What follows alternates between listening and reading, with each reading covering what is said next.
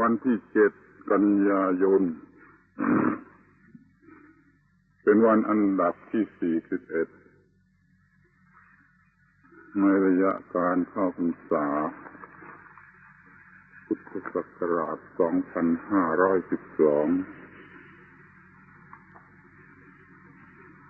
ในวันนี้จะได้กล่าวโดยหัวข้อว่า ธรรมะในฐานะเป็นเครื่องมือพื้นฐานทั่วไป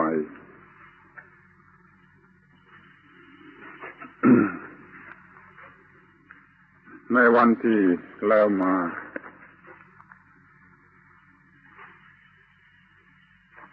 ได้แสดงให้เห็นเป็นข้าวตัวไปว่าธรรมะ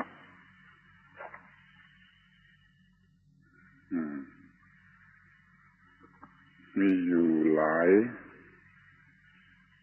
ประเภทด้วยกัน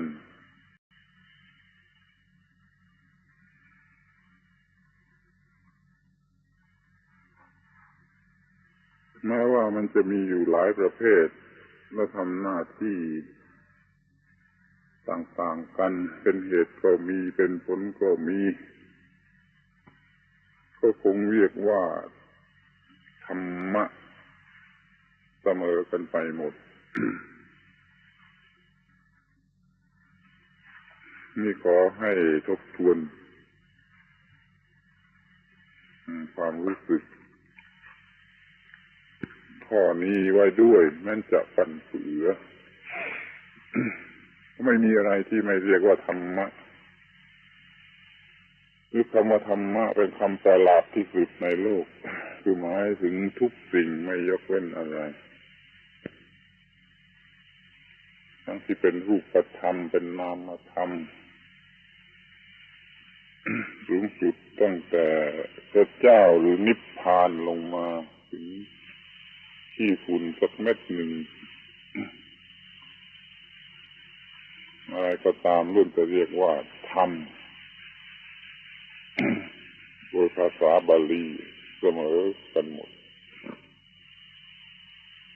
นี่ธรรมหรือธรรมชาติต่างๆเหล่านี้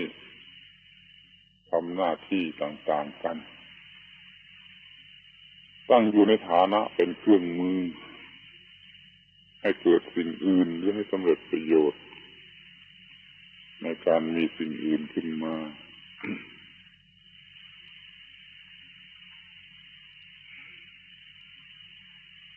จึงกล่าวได้ว่าธรรมะในฐานะเป็นเครื่องมือของธรรมะเองเป็นเครื่องมือของอะไรก็เป็นเครื่องมือของธรรมะ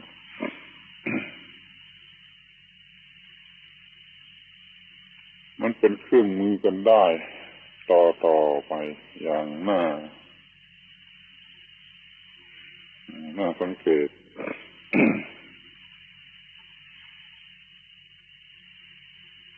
เหมือนกับเครื่องมือธรรมดาเราก็ลองคิดดูเรามีเครื่องใช้ไม้สอยที่เป็นเครื่องมือให้สำเร็จประโยชน์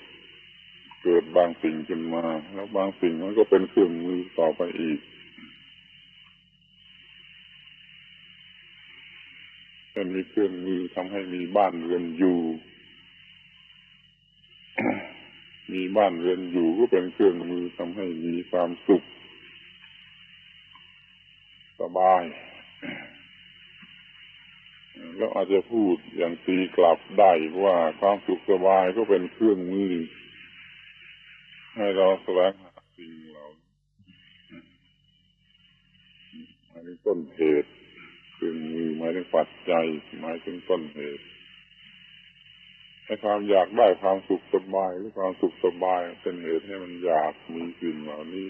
จึงย้อนมาหาหรือสร้างสมสิ่งเหล่านี้มีทางธรรมะก็เหมือนกันธรรมะประเภทหนึ่งก็เป็นเครื่องมือให้ได้มาซึ่งธรรมะ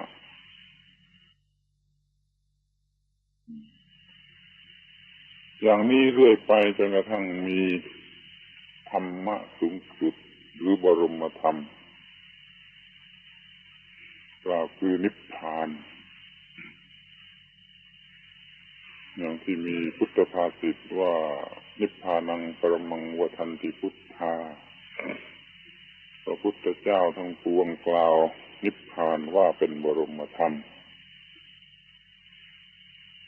คือเป็นธรรมชั้นสูงสุดซึ่งได้มาจากธรรมะอื่นๆที่เป็นเครื่องมือบรมธรรมนี่ก็ทำให้เราให้ผู้ปฏิบัติถึงบรรลุถึงมีความผาสุกทางวิญญาณก็เป็นเครื่องมือค้นหาธรรมะเหล่านี้คือกุศลประเภทธรรมะประเภทกุศลที่ยิ่งขึ้นไปจนกว่าจะพบผลสุดท้ายของสิ่งที่เรียกว่ากุศลเหมือนกับพระพุทธเจ้าตรัสว่าเราออกบวชนี้แสวงหาอยู่ว่าอะไร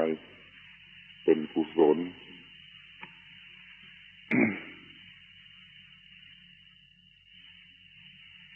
คำว่ากุศลมันในฐานะที่เป็นเหตุมันก็เป็นเครื่องมือให้ได้มาซึ่งกุศลในฐานะที่เป็นผลคือความสุขสิ่งซึ่งเป็นกุศลอันสุดท้ายก็คือว่ายอดสุดของความสุข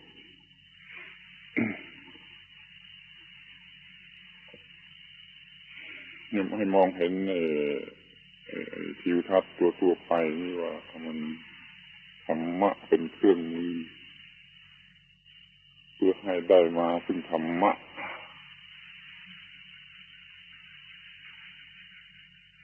ถ้าจำประโยคนี้ไว้ได้มันก็รับประกันความฟั่นเฟือประโยคว่าธรรมะเป็นเครื่องมือให้ได้มาซึ่งธรรมะเพราะธรรมะสูงสุดคือบรมธรรมหรือนิพพานก็ยังย้อนกลับมาเป็นเครื่องมือแต่ในฐานะเป็นอดีตไปแล้วหรือว่าจะเป็นปัจจุบันก็คือของบุคคลที่ยังไม่ได้ไม่ถึงความอยากบรรลุบรมธรรมก็เป็นเหตุให้มีธรรมะตั้งแต่เบื้องต้นขึ้นไปเหมือนคนทั่วไปมีเงินถ้าใช้เงินเป็นเครื่องมือเพื่อหาเงินใช้เงินที่ได้มาเป็นเครื่องมือเพื่อหาเงินหรือทรัพย์ที่ได้มาเป็นเครื่องมือแล้วก็หาทรัพย์ต่อไปอีก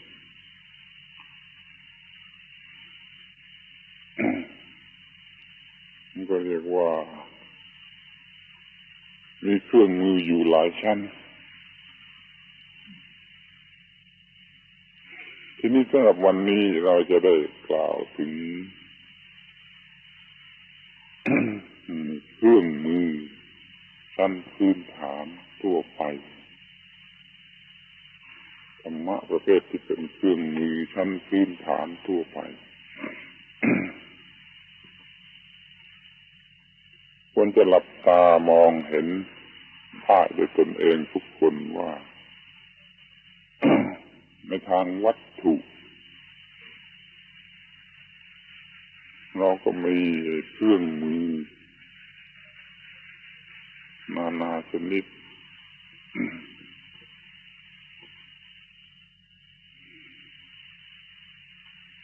นับตั้งแต่เรามีจอบมีเสียมอยู่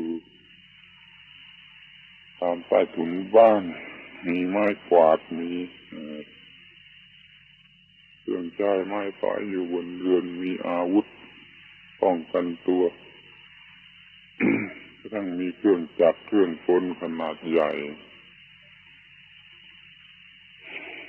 หรือว่าสมัยนี้ก็มีเครื่องมือที่จะไปโลกประจันทร์ได้น้องนี้ ล้วนแต่เป็นเครื่องมือ ที่ในเครื่องมือทั้งหมดเหล่านั้นเราจะต้องมองหาเครื่องมือที่เป็นพื้นฐานทั่วไปที่ทุกคนจะต้องมี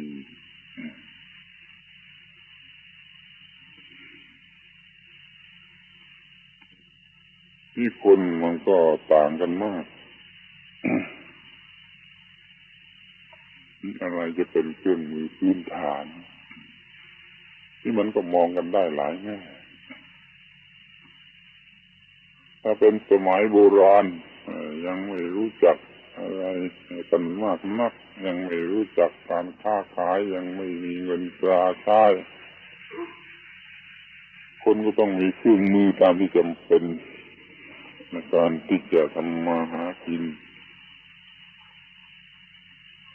เครื่องมือเพาะปลูกเครื่องมืออะไรน้องนี้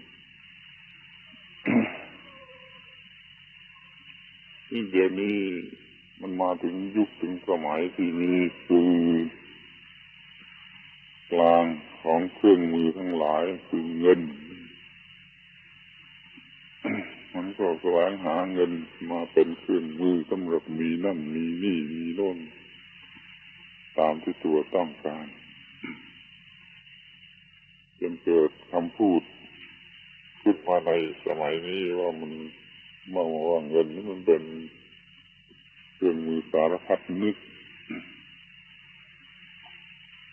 แต่ก็เป็นเครื่องมือที่คนป่าสมัยหินนั่นไม่รู้จัก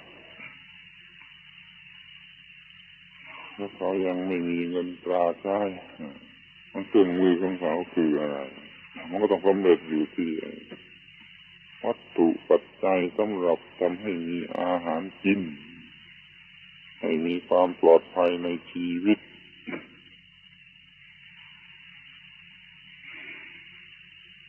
เครื่องมือ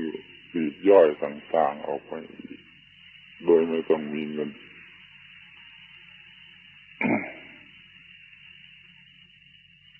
ที่เราก็จะไม่พูดถึงเงินเพราะเงินมันต้องเอาไปใช้ต้องเอาไปใช้ซื้อหาอะไรมาทีหนึ่ง นั่นคือเครื่องมือที่จำเป็นเพราะว่าเงินมันกินเข้าไปไม่ได้หรือว่าใช้ทำอะไรเช่นจะใช้ขุดดินก็ไม่ได้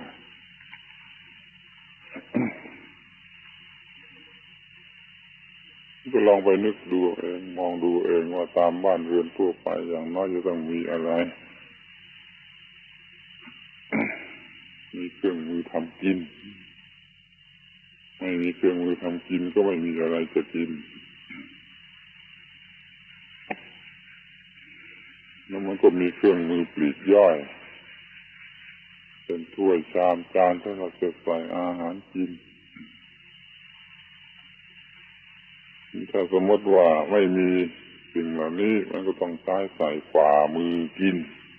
ไอ้ฝ่ามือก็กลายเป็นเครื่องมืออันสุดท้ายที่จะใส่อาหารกิน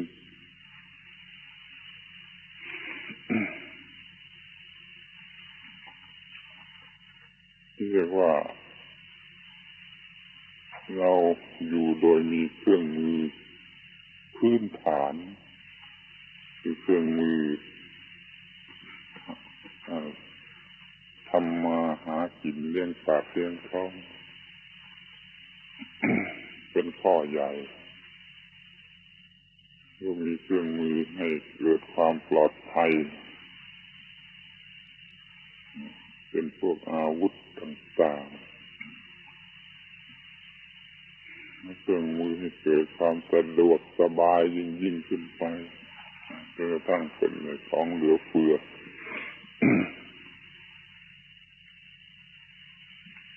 ที่จะมามองกันในส่วนธรรมะพระธรรมะในฐานะที่เป็นเครื่องมือพื้นฐานนั่นคืออะไร เมื่อครั้งที่แล้วมาเราได้พูดถึงอิทธิบาทสี่ในฐานะเป็นเครื่องมือทั่วไปทั้งฆราวาสและบรรพชิตออก คือสติปัฏฐานสี่สมัปปทานสี่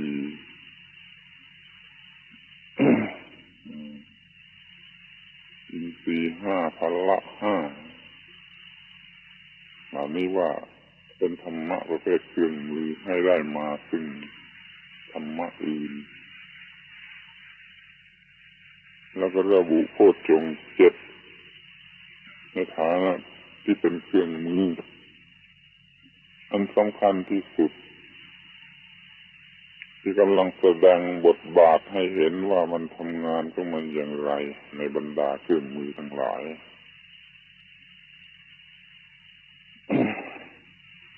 แต่ธรรมะ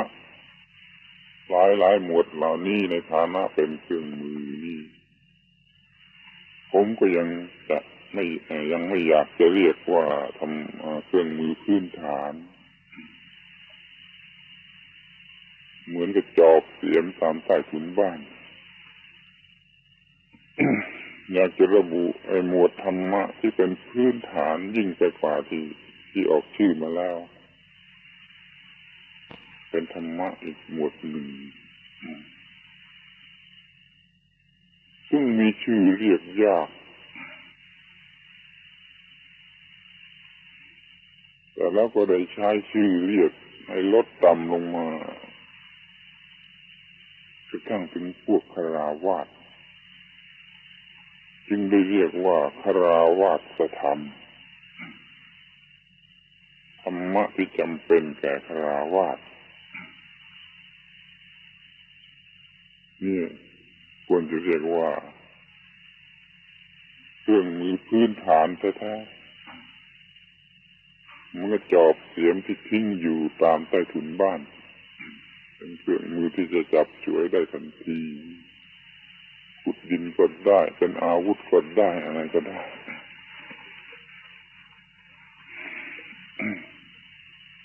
นี่คฤหัสถธรรมมีชื่อว่าธรรมที่จำเป็นแก่คฤหัสถ์นี่ก็หมายความว่ามันลดลงมาให้กระทั่งถึงคฤหัสถ์ขั้นต่ำสุดแต่ว่าธรรมะนี้เป็นเครื่องมือพื้นฐานทั่วไปแม้แก่บรรพชิตและเป็นเครื่องมือแก่ผู้ปฏิบัติทุกระดับทุกขั้นทุกตอนจะต้องมีอันนี้อยู่ตลอดเวลาเครื่องมือเหล่านี้อยู่ตลอดเวลา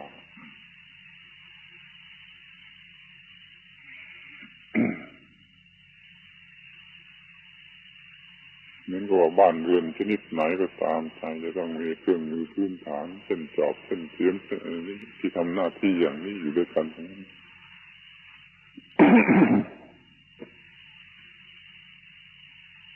ให้ได้ตั้งแต่คฤหัสถ์ไปถึงบรรพชิตไปถึงผู้แสวงหาโลกุตตรธรรมนี่ใช้ได้ในเรื่องของคฤหัสถ์ตั้งแต่เรื่องเล็กที่สุดเป็นเรื่องใหญ่ที่สุดมาใช้ได้กระทั่งฝ่ายที่จะละเสียและฝ่ายที่จะหามาตรงนี้ขอให้จำไว้เสมอไปว่าธรรมะนี่ยังแบ่งแยกกันอีกแบบหนึ่งคือว่าเป็นธรรมะหรือสิ่งที่จะต้องละเสียแล้วก็เป็นธรรมะหรือสิ่งที่จะต้องหามาจะทำให้มีขึ้นทำให้เจริญขึ้น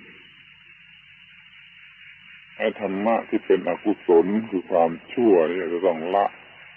ธรรมะที่เป็นกุศลคือฝ่ายดีนี่จะต้องหามานี่ธรรมะพื้นฐานที่สุดนี่จะใช้ได้หมดเลยจะเพื่อละอะไรก็ได้เพื่อหาอะไรก็ได้นี่เพื่อจะละน้อยที่สุดแต่ว่าจะละการดื่มสุราละการสูบบุหรี่หรือละอะไรก็ตามจะเล็กน้อยลงไปเท่าไหร่หรือจะใหญ่โตเท่าไหร่มันก็ต้องอาศัยธรรมะ พื้นฐานนี้จะหาเงินหาชื่อเสียงหาความสุขชนิดไหนมันก็ต้องอาศัยธรรมะพื้นฐานนี้ถึงธรรมะพื้นฐานที่เรียกว่าคฤหัสถธรรมจึงเป็นธรรมะพื้นฐานจริงๆจึงเอามาพูดก่อนกลุ่มอื่นธรรมะพื้นฐานก็มีที่ว่านี้ก็มีอยู่คือสัจจะธรรมะขันติจาคะจำไม่ยากสัจจะธรรมะขันติจาคะถ้าเป็นบาลีก็ว่าสัจจังธัมโมขันติจาโคถ้าเป็นไทยๆก็เป็นพูดเป็นรูปภาษาไทยก็สัจจะธรรมะขันติจาคะสัจจะแปลว่าจริงความจริงธรรมะพอทหารมอมานี่ว่าบังคับตัวฝึกฝนตัวบังคับฝึกฝน ขันติอดกลั้นอดทนและจาคะสละการสละตัวหนังสือมันก็มีอยู่อย่างนี้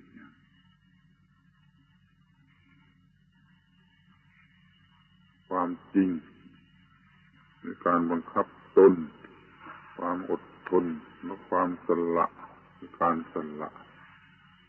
สัจจะธรรมะขันติจาคะถือว่ายังเป็นคาถาศักดิ์สิทธิ์เป็นมนต์ศักดิ์สิทธิ์คล้องปากอยู่เสมอ แล้วก็รู้คำอธิบายรู้ความหมายแล้วก็รู้วิธีที่จะเอามาใช้พูดทีละอย่างก่อนว่าสัจจะนี่คือความจริงนี่คำว่าความจริงนี่มันกว้างคือขยายความออกไปได้เป็นว่าจริง พูดจริงทำจริงอะไรจริงแต่กระทั่งจริงต่อผู้อื่นจริงต่อหน้าที่การงานแต่สรุปแล้วก็จริงต่อตัวเองจะมีกี่ร้อยจริงพันจริงก็ตามมันต้องสรุปอยู่ที่จริงต่อตัวเองถ้าจริงต่อตัวเองแล้วก็มันก็เป็นเหตุให้จริงทุกอย่างนี่คนเรามันไม่จริงต่อตัวเองไม่เคารพตัวเอง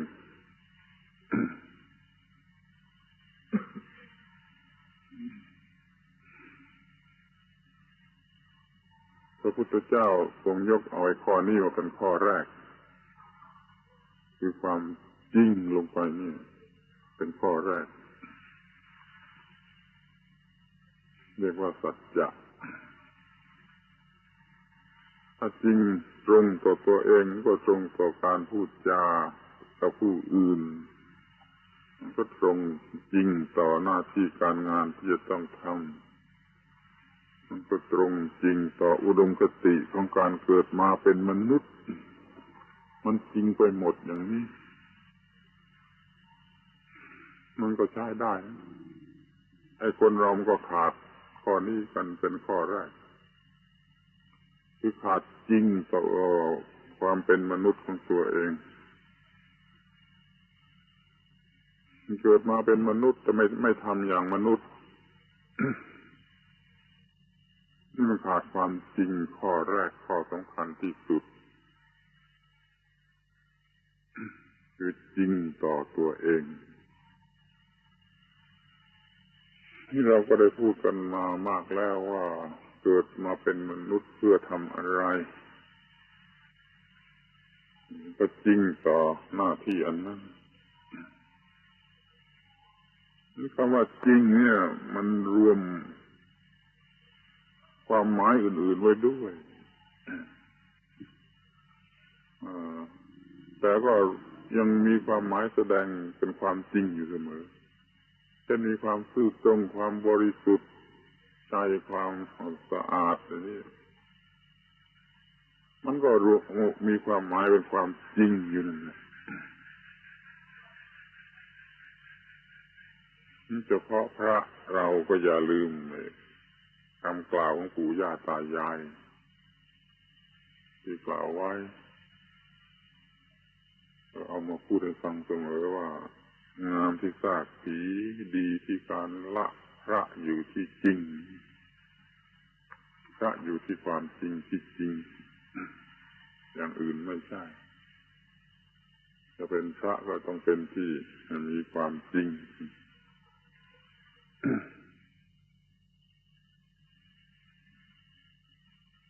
นั่นคำว่าจริงในที่นี้มัน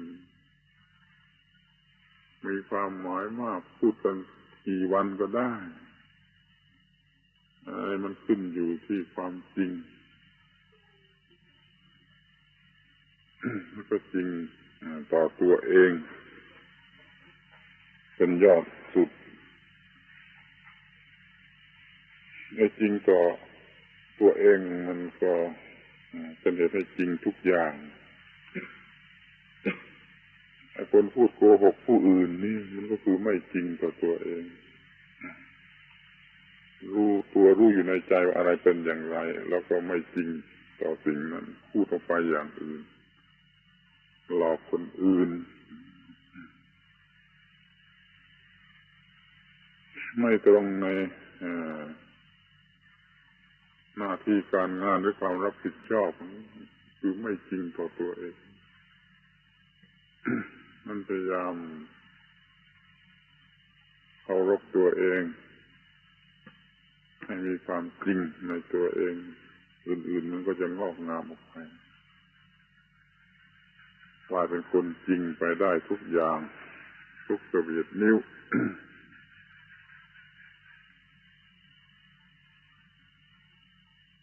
ที่ธรรมะที่สองคือธรรมะ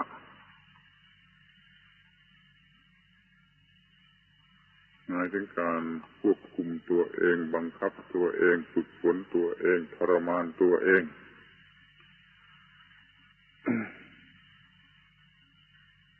เข้าใจว่าคำว่าทรมานเนี่ยก็มาจากคำว่าธรรมะภาษาบาลีทรมานในภาษาไทยเป็นทรมานคนนี้ทรมานสัตว์ตัวนี้ให้มันหายพยศคำว่าทรมานนี้จะต้องมาจากคำว่าธรรมะในภาษาบาลี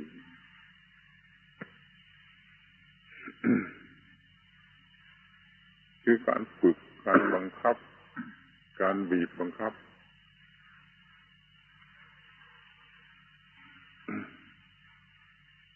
เมื่อสัจจะหมายถึง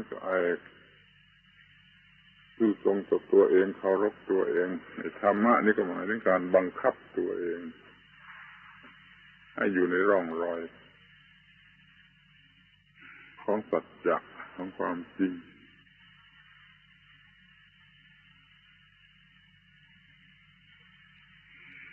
ความล้มเหลวอยู่ที่ไม่บังคับตัวเอง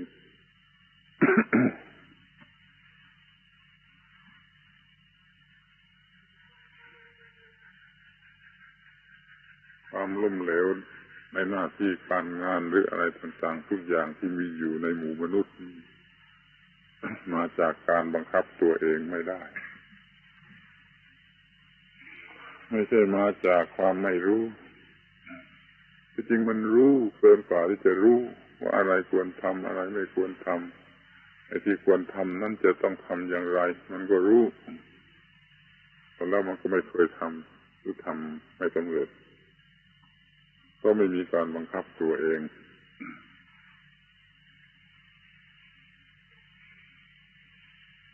การบังคับตัวเองมีชื่อเรียกหลายอย่างสังยโมก็มีสังวโรก็มีชื่อมากแล้วไอ้ธรรมะสำคัญมันอยู่ที่การบังคับตัวเองเพียงแต่รู้อยู่เฉยๆไม่กระทำมันก็ไม่สำเร็จ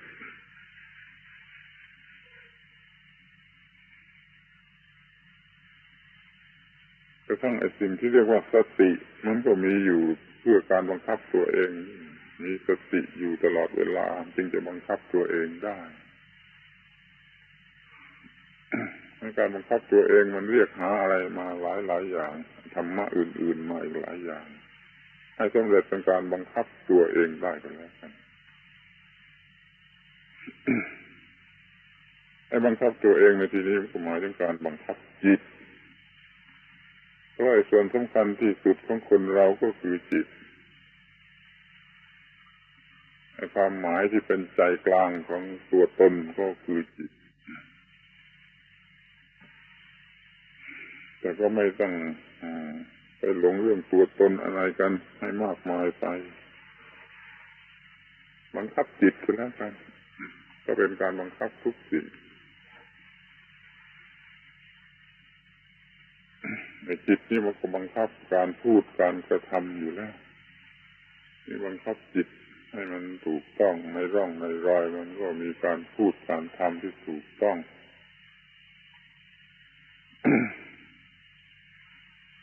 แต่มันมีขั้นที่ต้นหรือแรกไปกว่านั้นอีกก็คือว่าบังคับให้กระทำอันนี้มันไม่กระทำมันขี้เกียจหรือมันเลวไหลหรือมันไม่จริงจะหาเงินเป็นคนร่ำรวยอยู่ในโลกหรือจะหามรรคผลนิพพานก็ตามอยู่ที่การบังคับตัวเองให้ได้ให้มันทำไปให้ได้แล้วก็ต้องเป็นระยะยาวด้วยการทำอะไรนี่ไม่ใช่ว่าทำลงไปมันจะสำเร็จทันทีต้องทำระยะยาวด้วยนี่มันก็เลยไปถึงธรรมะข้อที่3คือขันติ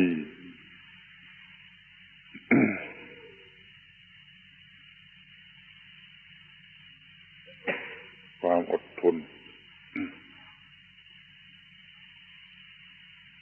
เพราะว่าการบังคับตัวเองนี่มันต้องเจ็บปวดทั้งทางกายและทางใจการบังคับจิตคือบังคับตัวเองบางชนิดเนี่ยมันจะเกิดการเจ็บปวดร้อนเหมือนกับไฟเผา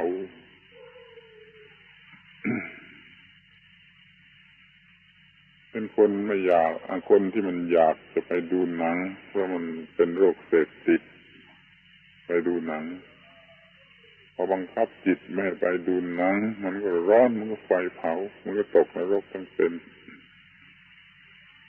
มันก็ล้มละลายกันที่ตรงนี้คุมทนไม่ได้มันก็ไปการบังคับตัวเองนี่มันต้อง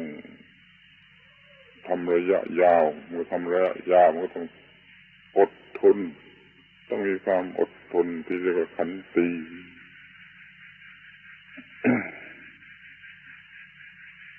ที่พอพูดถึงเรื่องขันติในโรงเรียนก็มักจะสอนกันแต่ว่าอดทนหนาวร้อนอดทนความเจ็บไข้ทุกขเวทนาอดทนคนด่าว่าสบประมาทอดทนอยู่อย่างนี้ทนความลำบากในการทำการงานทนความทุกข์ยากในการเจ็บไข้ทนความเจ็บใจเมื่อเขาด่าว่าสอนกันแต่เพียงเท่านี้ถ้าดูตามเรื่องราวทั้งหมดคือการกระทำของพระพุทธเจ้าไอ้ความอดทนมันมารวมอยู่ที่อดทนต่อการบีบคั้นของกิเลส ขันติที่ชั้นเลิศขันติที่ประเสริฐคือการอดทนต่อการบีบคั้นของกิเลสมีอันนี้อันเดียวมีอย่างเดียวก็จะอดทนได้หมด ความล้มเหลวของการไม่อดทนทุกอย่างมาจากการอดทนต่อการบีบคั้นของกิเลสไม่ได้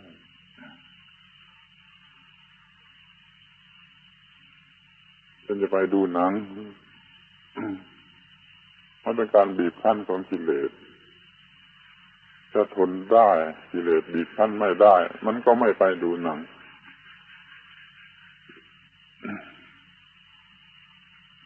ดูเรื่องจะทิ้งบุหรี่มีความจริงใจจะทิ้งบุหรี่มีการบังคับตัวเองให้ทิ้งบุหรี่แต่แล้วพอมาถึงทีอดทนคือการบีบคั้นของความเงียบบุหรี่อดทนไม่ได้ก็เลยล้มเหลวกันที่ตรงนี้เองการที่จะละไอ้สิ่งชั่วต่างๆละการดื่มละ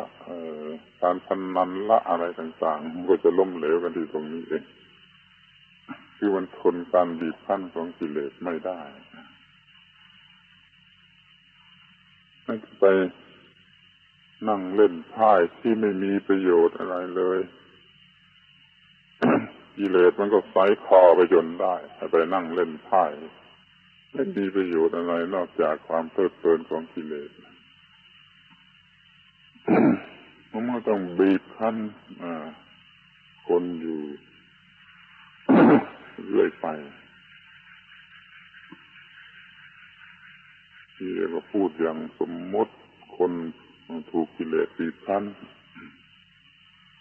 ที่จริงก็คือไอ้ธรรมะฝ่ายอกุศลมันบีบคั้นธรรมะฝ่ายกุศลมันมีไม่พอมันต่อต้านไม่ได้เรียกว่าธรรมะที่เป็นเครื่องมือของธรรมะมันไม่พอ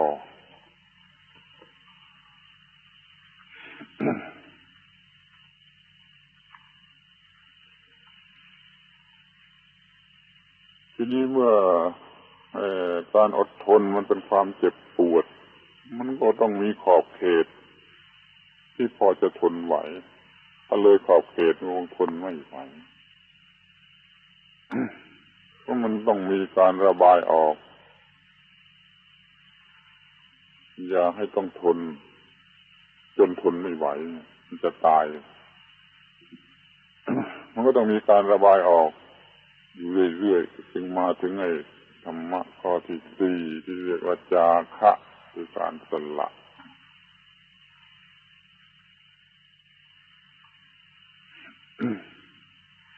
ควรจะสังเกตไว้สักหน่อยว่าในที่นี้เราใช้คำว่าจาคะไม่ได้ใช้คำว่าทานคือการให้ทาน แต่มันก็ใช้ได้เหมือนกันถ้าใช้ถูกวิธีมันใช้ได้เหมือนกันใช้คนกันยุ่ง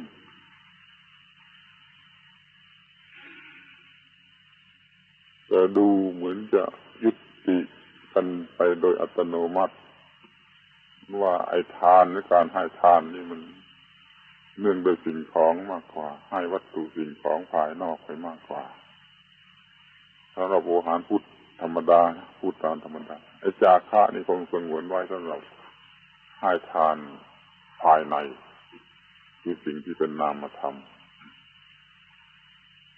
ถ้าเราใช้คำว่าจาคะในกรณีอย่างนี้ก็เล็งถึงการให้ทานหรือสละไอ้สิ่งซึ่งเป็นนามธรรมคืออกุศลคือสิ่งที่ไม่ควรจะมีอยู่ในตนการรู้สึกคิดนึกหรืออะไรก็ตามที่ไม่ควรจะมีอยู่ในตนจะต้องสละรวมความก็คือสละกิเลสซึ่งเป็นตัวการบีบคั้นมนุษย์เนี่ยความเกลียดคร้านเป็นอ อันแรกที่สุดเป็นกิเลสที่จะต้องละมีความคิดในทางบาปอกุศลโลภะโทสะโมหะอะไรก็ตามมันจะต้องละต้องระบายออกอยู่เสมอเมื่อกิเลสมันมีน้อยหรือมันถูกสละอยู่เสมอมันก็บีบคั้นเราน้อยบีบคั้นเราน้อยเราก็พอจะทนได้มันไม่ถึงจะทนไม่ไหวจนบ่อนแตกหรือขันแตกอะไรที่เรียกกันมันต้องมีการสละการให้เป็นการระบายออกเป็นรูรั่วเป็นลิ้นวาวที่ประกันในการระเบิดอยู่เสมอ เราต้องทำสิ่งที่เรียกว่าจาคะนี่อยู่เสมอทีนี้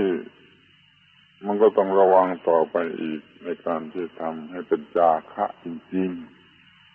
ๆคือเป็นการสละจริงๆเดี๋ยวนี้มันพูดแต่ปากหรือมันเล่นตลกหรือมันยิ่งกว่านั้นก็คือโกหกตัวเองที่ว่าให้ทานหรือให้บริจาคคือสละนั้นมันไม่ใช่เป็นเรื่องให้ทาน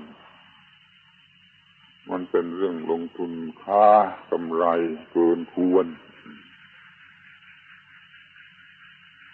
เพื่อทำบุญสักบาทหนึ่งแล้วก็จะได้สวยได้รวยไปหลายชาติไปอยู่วิมานสบายหลายหลังในสวรรค์อย่างนี้เป็นการเสียสละหรือไม่สละลองคิดดูมันเป็นการหวังที่จะเอามากกว่าเดิมหลายเท่าหลายร้อยเท่าหลายพันเท่าแล้วจะเรียกว่าการเสียสละได้อย่างไรมันเพิ่มกิเลสมันเพิ่มความเห็นแก่ตัวเป็นการฆ่ากำไรเกินควรหลายร้อยเท่าอย่างนี้ไม่เรียกว่าจาคะในที่นี้นะจะเรียกว่าจาคะก็ต้องเป็นในที่อื่นเป็นของคนประเภทอื่นให้เพื่อจะเอาผลกำไรชนิดเดียวกันตอบแทนกลับมาหลายร้อยหลายพันเท่าไม่เรียกว่าจาคะในที่นี้จาคะในที่นี้ต้องสละออกไปจริงสละออกไปจริงอย่ากลับมาให้ทานไปบาทหนึ่งก็ขอให้หมดความขี้เหนียวหรือความเห็นแก่ตัวไปบาทหนึ่งละ100 บาท1,000 บาท10,000 บาทก็ขอให้มันเอาไอ้ความเห็นแก่ตัวไปด้วย100 บาท1,000 บาท10,000 บาทครับใช่นี่ถ้าสละเพื่อทำลายความเห็นแก่ตัวสละตัวกูของกูออกไปด้วยอย่างนี้แล้วก็นั่นคือจาคะในที่นี้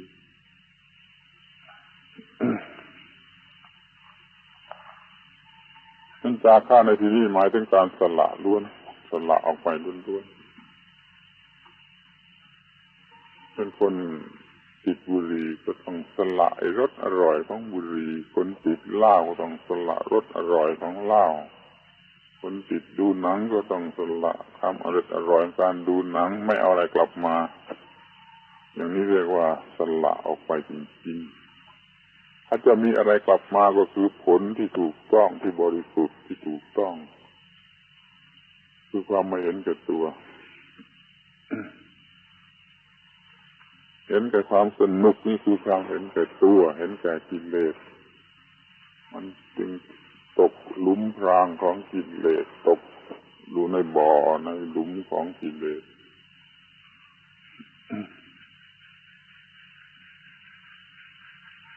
ที่บางทีจะเป็นเพราะว่าคนไม่ค่อยยอมสละในวิธีอย่างนี้หรือเข้าใจไม่ได้เขาเลยวางซิสเต็มใหม่ให้คนถือง่ายๆคือว่าให้ทานบาทหนึ่งก็ได้ไปสวรรค์ให้ทำบุญนิดหนึ่งก็ได้ไปสวรรค์มีวิมานมีอะไรอย่างที่เขาพูดกันอยู่แล้วรู้กันอยู่แล้ว เป็นการสอนกอขอกอกาให้คนบริจาคให้มีจาคะในขั้นกอขอกอกาไปก่อนจนกว่าถึงรู้จักบริจาคจริง แต่แล้วมันก็น่าสังเวชตรงที่ว่ามาเรียนกอขอกอกากันไม่รู้จักจบไม่รู้หนังสือกันสักทีมัวแต่เรียนกอขอกอกาอยู่นี่จนตายไปเลย คนหนึ่งตายไปแล้วคนด้านหลังก็ยังเป็นอย่างนี้อีกยังเป็นอย่างนี้อีกอย่างนี้มันก็ไม่ไหว มันเป็นเรื่องจมอยู่ในอาการอย่างนี้มากเกินไปควรจะได้เลื่อนขึ้นมาถึงรู้จักสละออกไปเพื่อความหมดความเห็นแก่ตัวมันจะได้ไปมรรคผลนิพพานนู่นมันไม่ได้ไปหลงอยู่ในสวรรค์ไม่ไปติดบ่วงอยู่ที่สวรรค์จึงมีความสุขสนุกสนานอร่อยทางเนื้อทางหนังยิ่งกว่ามนุษย์โลกหลายร้อยหลายพันเท่ามันเป็นเรื่องผูกพันอย่างนี้เป็นการเห็นแก่ตัวจัดมากขึ้นที่เรารู้จักจาคะให้ถูกวิธีมันก็ไปอย่างมรรคผลนิพพานเหนือสวรรค์สูงกว่าสวรรค์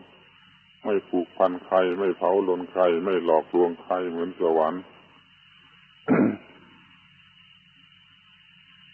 นี่คำว่าจาคะมันมีความหมายกว้างอย่างนี้ที่ถ้าเราจะมี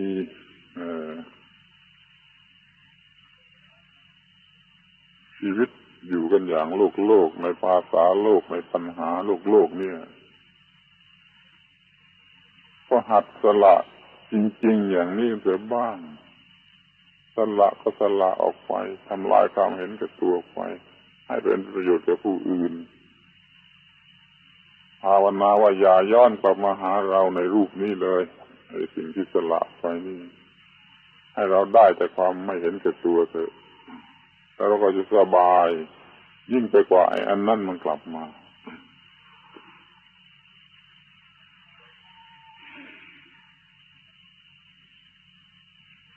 ที่จริงการให้อะไรออกไปแล้วมีผลสนองตอบแทนกลับเข้ามาจากมิตรสหายเพื่อนฝูงนั้นมันก็ดีไม่ใช่ผิดมันก็ถูกอยู่แล้วไม่ใช่ผิดแต่มันยังต่ำเกินไป มันที่มีอยู่นี่มันก็เหลือกินเหลือใช้แล้วมีแต่ผูกพันกันอยู่อย่างนี้มันก็จะปล่อยเป็นอย่างนี้กันทุกฝ่ายคือเห็นแต่ตัวจัดยิ่งขึ้นทุกฝ่ายร่ำรวยมากขึ้นทุกฝ่ายเห็นแต่ตัวจัดยิ่งขึ้นทุกฝ่ายเดี๋ยวมันก็จะได้เป็นโลกที่เบียดเบียนกันโลกนี้กำลังเบียดเบียนกันเพราะความเห็นแก่ตัว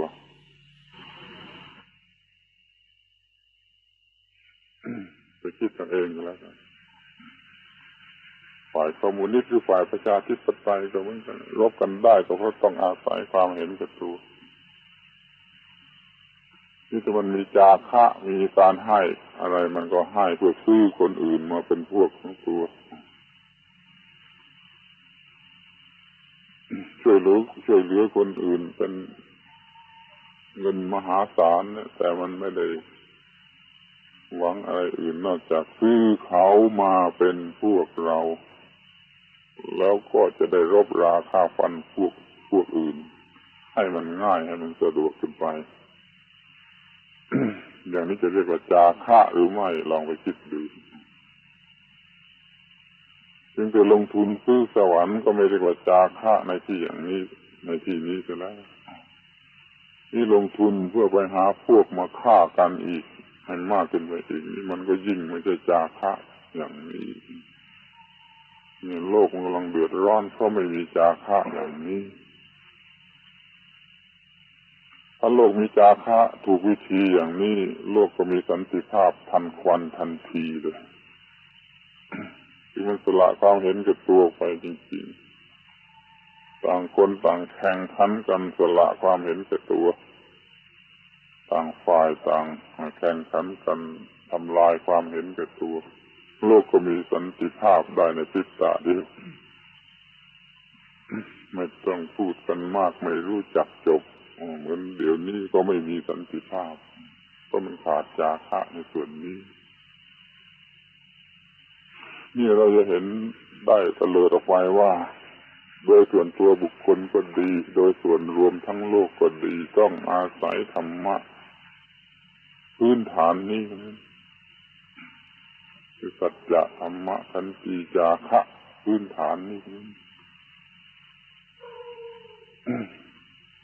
คนทั้งโลกจะต้องมีสัจจะในการทำอย่างนี้ต้องบังคับตัวเองในการทำอย่างนี้ต้องอดกลั้นอดทนในการทำอย่างนี้แล้วก็มีจาคะสละจริงๆในการทำอย่างนี้อย่าสละเพื่อซ่องสมพรรคพวกมารบกันให้ใหญ่ขึ้นไปอีกหรือทำอะไรที่เป็นการเห็นแก่ตัวคอยมองค่าศึกที่แท้จริงว่ามันอยู่ที่ความเห็นแก่ตัวไม่ใช่อยู่ที่คนนั้นคนนี้ประเทศนั้นประเทศนี้ค่ายนั้นค่ายนี้มันไม่ใช่ที่นั่นมันอยู่ที่ความเห็นแก่ตัวนั้นค่าศึกที่แท้จริงมันอยู่ในตัวเรานั่นเองคือความเห็นแก่ตัวทำความวินาศให้โลกทั้งโลกได้ก็เพราะความเห็นแก่ตัวนี่เรียกว่ามองดูกันอย่างกว้างอย่างพื้นฐานที่สุดแล้วก็มีเครื่องมือธรรมะที่เป็นเครื่องมือพื้นฐานที่สุดคือสัจจะธรรมะขันติจาคะเมื่อเรื่องส่วนตัวก็ดีเรื่องส่วนรวมก็ดีมันต้องอาศัยธรรมะเหล่านี้ แล้วที่สำคัญที่สุดที่เป็นปัญหายุ่งยากแก่ผู้ที่ตั้งใจดีเวลานี้ก็คือเรื่องบังคับผู้อื่นไม่ได้นี่ปัญหาหนักของผู้ที่มีความรับผิดชอบหน้าที่การงานมันปัญหาหนักมันอยู่ที่บังคับผู้อื่นไม่ได้ มีหลายคนมาที่นี่ฟังน้ำเสียงดูแล้วก็ต้องเชื่อว่าเป็นคนดีมาด้วยความอ่อนระโหยเต็มทีเพราะว่ามีความยุ่งยากลำบากใจที่บังคับผู้อยู่ใต้บังคับบัญชาไม่ได้เราจะทำให้ดีให้ถูกให้ตรงให้จริงไปตามระเบียบแบบแผนในโครงการแต่ลูกน้องเต็มไปด้วยคอร์รัปชันมันทำไม่ได้นี่บางคนยิ่งไปกว่านั้นอีก มาแสดงความท้อแท้ว่าผู้บังคับบัญชาข้างบนมันกลายเป็นคอร์รัปชันให้เราจะทำให้ถูกต้องทำตามระเบียบตามหลักการนี้มันทำไม่ได้อยากจะหนีก็หนีไปไม่ได้อยากจะฆ่าตัวตายมันก็ทำไม่ได้ มันก็ต้องทนทุกข์มือก็ตกนรกทั้งเป็นอยู่ต้องทำหน้าที่ที่ทำไม่ได้เพราะว่าผู้บังคับบัญชาคอร์รัปชันนี่ก็มี แต่ส่วนมากส่วนใหญ่มันก็อยู่ที่ควบคุมลูกน้องไม่ได้ควบคุมคอร์รัปชันของลูกน้องไม่ได้หรือควบคุมความดื้อดึงของลูกน้องไม่ได้นี่เป็นปัญหาอีกอย่างคือปัญหาตัวเองก็มีอยู่ที่บังคับตัวเองก็มีอยู่ส่วนหนึ่งเพราะปัญหาบังคับผู้อื่นไม่ได้ก็มีอยู่ส่วนหนึ่งนี่จะทำอย่างไรผมก็บอกว่าไม่มีธรรมะอื่นเลยของพระพุทธเจ้ามันก็มีธรรมะพื้นฐานอย่างที่ว่าเนี่ยธรรมะพื้นฐานที่ ที่สุดคือสัจจะธรรมะขันติจาคะนี่ มันไม่มีทางที่จะหนีไปไหนเราไม่มีทางจะต่อสู้ด้วยอย่างอื่นเนี่ยนอกจากธรรมะนี่จะบังคับผู้อื่นให้ได้จะเอาชนะผู้อื่นให้ได้ก็ต้องบังคับตัวเองให้ได้เสียก่อนชนะตัวเองให้ได้เสียก่อนที่เรียกว่าธรรมะบังคับตัวนั่นบังคับให้ได้เสียก่อน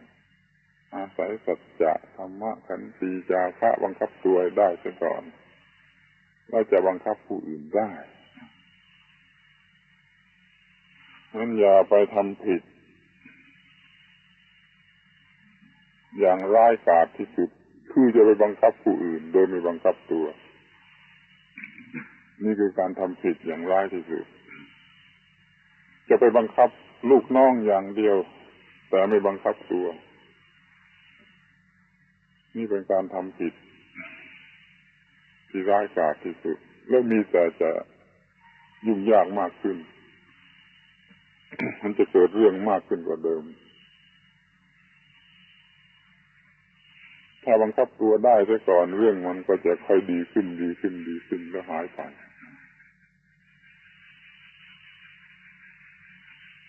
ให้บังคับตัวในที่นี้ข้อแรกที่สุดก็คืออย่าโกรธ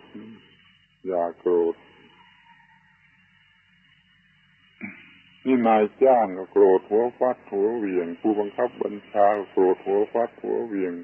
เมื่ออะไรมันเกิดขึ้น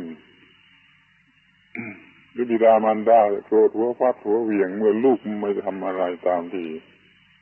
แนะนำสั่งสอนหรือต้องการก็โกรธเสียแล้วนี่คือบังคับตัวเองไม่ได้จะไปบังคับคนอื่นท่าเดียวมันเป็นคนบ้า เพราะว่าไอ้สิ่งที่จะต้องทำก่อนไม่ได้ทำบางทีพระพุทธเจ้าท่านตรัสแต่ท่านสั้นว่าสัจจังพันเนนะกุจฉยะพูดจริงแล้วอย่าโกรธเท่านี้เองพูดจริงแล้วอย่าโกรธ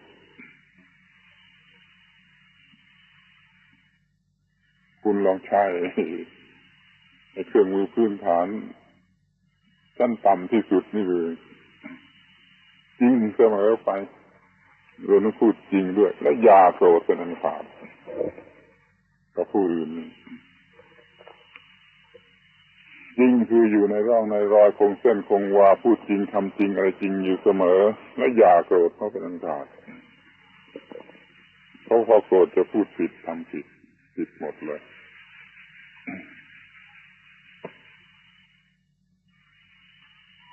ไอ้ลูกน้องคอร์รัปชันล้วนเป็นข้าราชการด้วยกันมันแก้อย่างอื่นไม่ได้นอกจากบังคับตัวเองด้วยการพูดจริงและอย่าโกรธเรื่อยๆไปมันจะค่อยๆชนะไอ้ลูกน้องที่อันธพาลเหล่านั้นพูดจริงทำจริงเรื่อยไปแล้วก็อย่าโกรธนี่ถ้าเราจะขยายให้มันเป็นรูปร่างที่ชัดเจนทำง่ายขึ้นมาหน่อยก็ขยายมาในรูปนี้แหละคือมีสัจจะธรรมะขันติจาคะไปท่องไว้เป็นมนต์แล้วก็ปฏิบัติให้ได้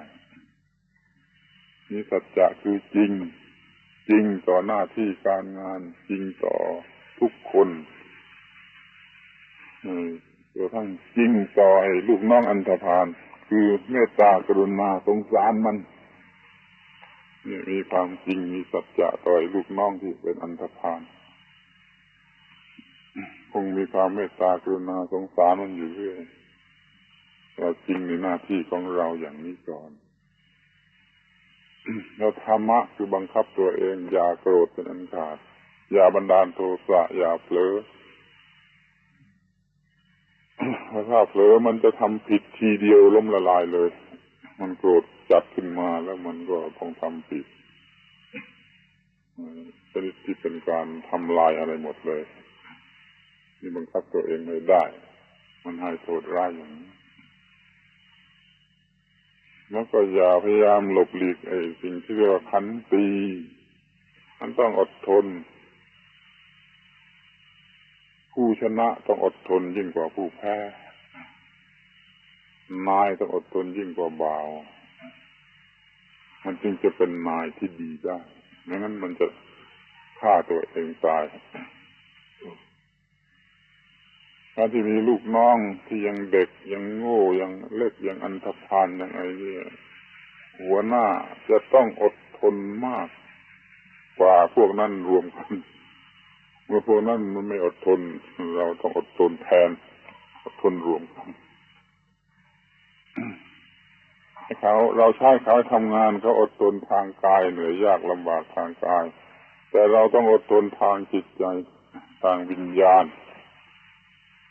คือความไม่โกรธความไม่หัวเสียความไม่มีพื้นเสียจิตใจเสียเราต้องมีความอดทนอยู่ตลอดเวลาความอดทนนี่กินความไปถึงความสงบเสงี่ยมคือยิ้มแย้มแจ่มใสอย่าหน้าบึ้ง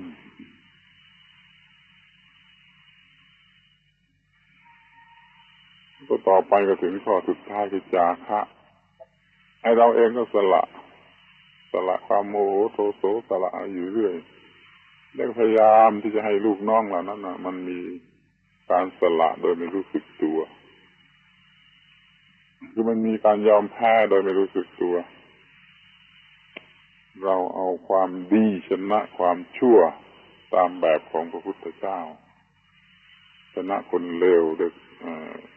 ความดีชนะคนชั่วด้วยความดีชนะความชั่วด้วยความดี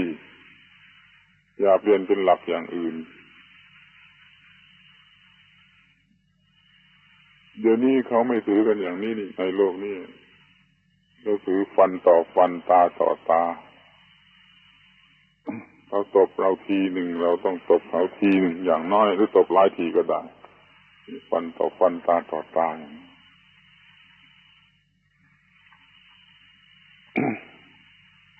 ลูกศิษย์พระเยซูไม่ปฏิบัติตามพระเยซูที่สอนว่าเขาตบแก้มซ้ายแล้วให้ตบแก้มขวาด้วยเขาขโมยเสื้อไปเสร็จแล้วเอาผ้าห่มคลุมตามไปให้เขาด้วยไม่มีใครปฏิบัติตามพระเยซูสอนพวกที่ถือศาสนาคริสเตียนพวกฝรั่งนี่ก็ไม่ปฏิบัติตามพระเยซูสอนไปปฏิบัติตามพวกยิวโบราณที่พูดไว้ผิดๆฟันต่อฟันตาต่อตานู่นมันก็มีการแก้แค้นกันหนักขึ้นในโลกนี้ไม่แต่ใดมันก็เป็นในยุควินาศยุคที่ว่าไฟบรรลัยกันไอล้างโลกขึ้นมาได้นี่ถ้าทุกคนยึดหลักชนะตัวเองชนะความชั่วด้วยความดีอย่างพระศาสดาในโลกทุกๆองค์สอนให้มนุษย์หมดปัญหาครับตัวเองได้ก็คือสละความโกรธความอะไรออกไปได้สละความอาฆาตจองเวรได้สละทุกอย่างที่ต้องสละออกไปจากจิตใจได้ความเลวไหลทุกชนิดไม่มีนี่มันก็จะบังคับคนชั่วได้ด้วยความดีบังคับลูกน้องอันธพาลได้ด้วยความดีจะเรียกว่าใช้ทั้งสี่คือสัจจะธรรมะขันติจาคะก็ได้หรือจะเหลือเพียงสองอย่างว่าพูดจริงแล้วไม่โกรธเท่านี้ก็ยังได้เพราะไม่โกรธนั่นคือการชนะตัวเองเราพูดจริงทำจริงอะไรจริงมันเป็นแบบฉบับที่คงเส้นคงวาให้เขาคอยเห็นอยู่เขาก็ค่อยรักใคร่นับถือเมื่อเราไม่โกรธเขาก็ขอบใจเขาค่อยๆเปลี่ยนทีละนิ